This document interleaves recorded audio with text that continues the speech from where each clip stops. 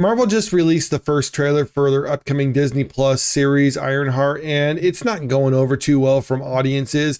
Some people, like this article from That Park Place, are pointing out how the fact that they released it right before the previously announced Superman trailer was released seems almost kind of like them mishandling the situation. But to me, it feels less like they're mishandling the situation and more like they just don't care about this one way or the other, because they pretty much accepted the fact that this is going to be a huge dud for them.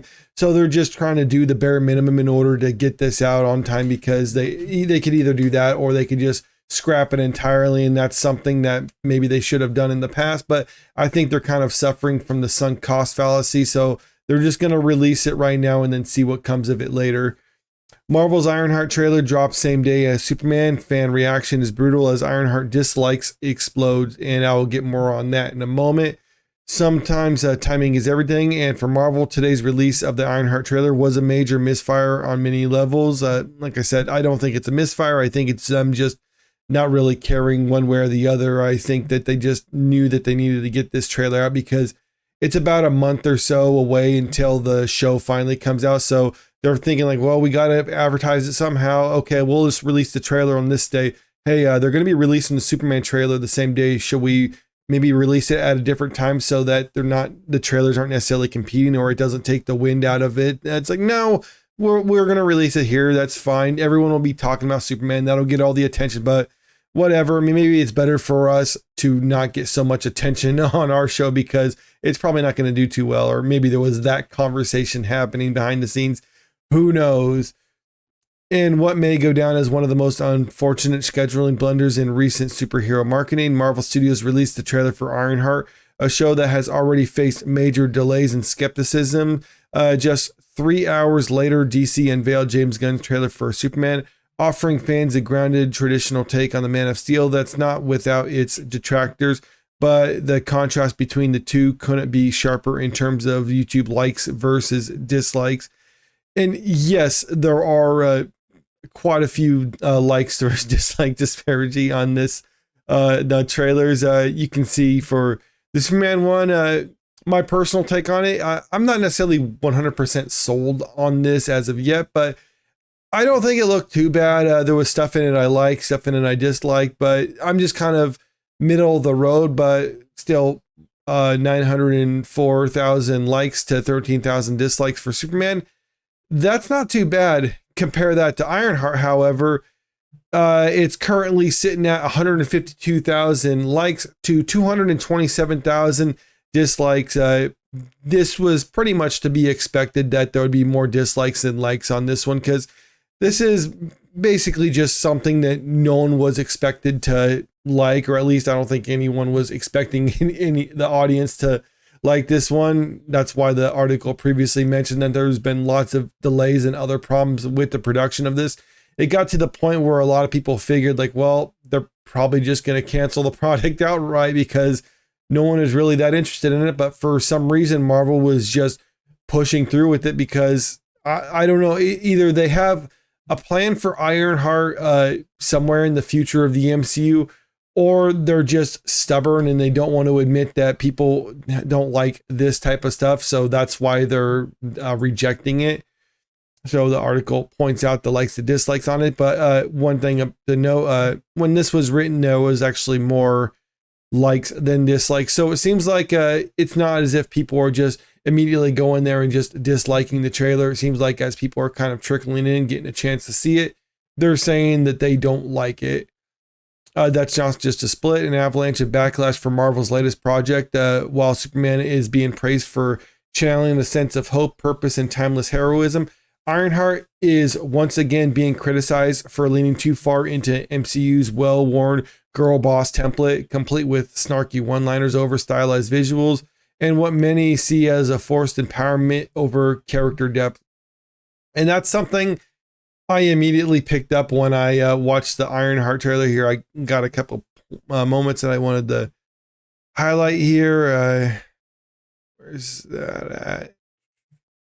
Yeah, around this part here. Just take a look at this. I heard Riri Williams was a genius. So you in or out? I mean, this is just poor writing right here where they just have to outright say like, oh, you're a genius. But that's not the only time that they make such a claim. You actually, just a couple seconds later. Riri, I see you. I see you're fed up, waiting to be acknowledged for your greatness. I mean, literally, it's like, we heard you're a genius and you just want to be acknowledged for how great you are. Can you imagine if they were like that with the first Iron Man movie, just telling Tony Stark, like, yes, you're a genius and you're great at everything. I'm like, yes, there's people who say that about him to kind of inform the character, but it's not just outright statements like this saying that you're just a genius and you're great and people just need to acknowledge how great you are. One thing I've heard some people talk about when it comes to this show after this trailer was released was that she's not going to have any struggles. She's not going to have anything that she needs to overcome or that's going to be a challenge. There's not going to be any setbacks for her. She's basically just going to be a character who, yes, she might be like, oh, I had to think about that for 10 seconds or whatever. But I mean, everything that's going to happen in this is not going to be much of a challenge, or she's not going to lose, because that's just not the story that they want to tell. They want to tell the story about an empowered, strong, intelligent Black girl, and they can't have any setbacks to her whatsoever, because to their minds, that'll kind of undermine what they're trying to do, in that she's just the bestest ever and there's nothing or no one who can actually stop her. I got one more moment here that I think is important to highlight too, which kind of shows a little bit more clarity on the thought process going into this and the people who are writing this character. I want to build something undeniable, something Important? iconic. I mean, because you get that right there, or she's just saying like, I just want to do something and become something iconic.